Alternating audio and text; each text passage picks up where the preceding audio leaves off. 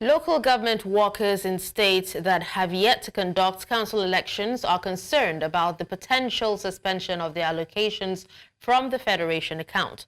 The Supreme Court recently granted local governments financial autonomy, ruling that allocations must be paid directly into their accounts. However, unelected councils are not permitted to spend these funds.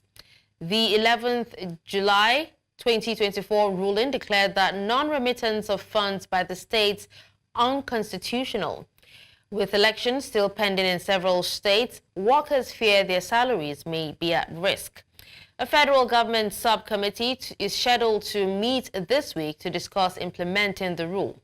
Now, Minister of Justice Lateef Fagbemi is also expected to provide guidance on the next steps as some states rush to hold elections. Some governors are reportedly finding ways to maintain control over local government funds despite the Supreme Court ruling granting financial autonomy to local governments. Now, sources, including a council chairman, say secret agreements and oath-taking deals are being made with elected chairmen to continue remitting funds to state accounts. The Supreme Court ruled on 11th July that local government allocations must go directly to their accounts. The federal government has set up a committee to implement this ruling with direct payments expected by the end of October. A council chairman in a southwest state admitted to pledging allegiance to his governor to retain his position, while similar arrangements have been reported in other states. To discuss this further, we are joined by legal practitioner and public affairs analyst Towo Oseruwaja, who is joining us from the United Kingdom. Hello, Towo. Thank you for joining us this evening. Hello, you're welcome. All right, I should be saying you're welcome, but then let's get down to it. What would you say are the implications of governors' continued control over local government funds despite the Supreme Court financial autonomy ruling? Okay, you see, when the Supreme Court delivered its ruling on the 11th of July 2014, majority of us were we're happy. The celebration is all over because if you understand the structure of Nigeria and the diversity and dynamic nature of Nigeria, the local government plays a prominent role. But the first bullet came from the governor of Kwara State, who happens to be the chairman of the Governors Forum, when he said that they are going to meet over the decision of the Supreme Court.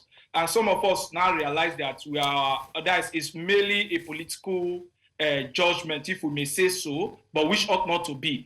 And the second bullet came again when the federal government said they are going to set up a 10-man committee. And they finally set up the 10-man committee, headed by the secretary to the government of the Federation, who happens to be the former governor of Benin State. So you now discover that the judgment that give affirmation to Section 162, sub 3, and Section 7 of the Constitution, because it's not only financial autonomy, it's also administrative autonomy to the local government. You discover that politics has already stepped in because the Supreme Court is the highest court of the land.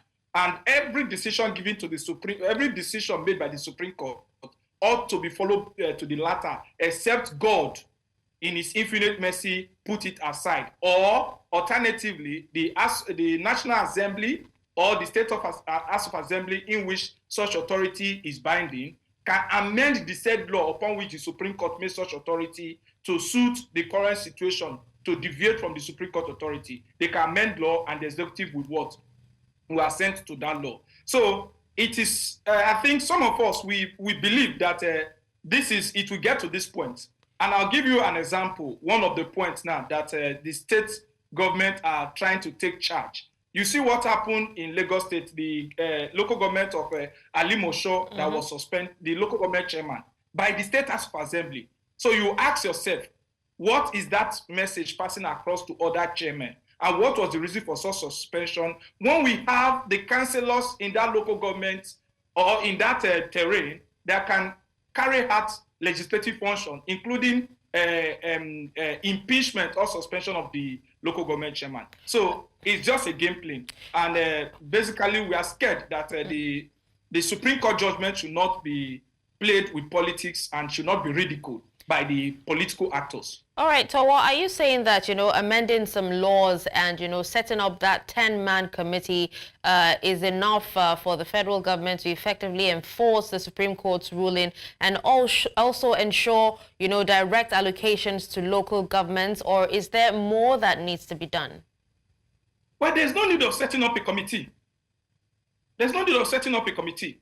The Supreme Court has stated, if you look at section 162, subsection 3, it stated it clear when it comes to the allocation of from the federal accounts, which is to the federal, the state government, and the local government councils. So what the Supreme Court gave was to give a stamp to the provision of that constitution. Is to give a stamp, because what the states normally do, they hide under section 7, subsection 2 or 3, thereabout, and they make laws for the betterment of the local government. So by so doing, they coerce or kind of say, okay, well, the law does not expressly stated that, okay, the money will go straight to the local government account because of the joint account by the states and the local government. But the Supreme Court came out clearly and said, no, that this money goes straight directly to the local government. So I see no reason where the federal government will set up a committee to implement the judgment of the Supreme Court and also to give kudos or spirit or to give life to a sleeping section of the Constitution. I see no reason for that. Okay. And I'm also surprised where the Governors Forum will come out and say, we are going to meet over it, and they are giving conditions, even giving 3 months for such a law to be implemented. I think, I must say, it's disappointing. It can never be seen in anywhere, particularly it's giving this attitude that Nigerians don't respect judgment of the Supreme Court. Okay. And it's not a good signal for democracy.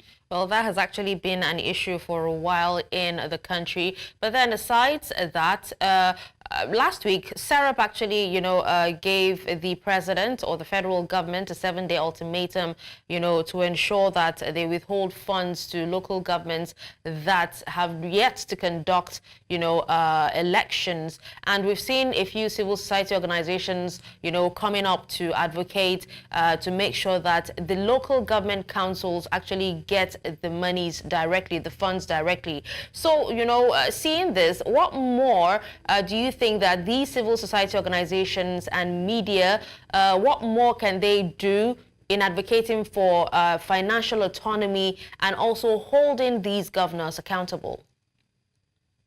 Okay, well, first of all, let me come in here that the federal government ought not to be given 7 days ultimatum. As a matter of fact, I believe that if they can implement some of the policies and some of the law, just like what the president did when the president was sworn in, immediately he gave spirit to the Petroleum Industrial Act immediately.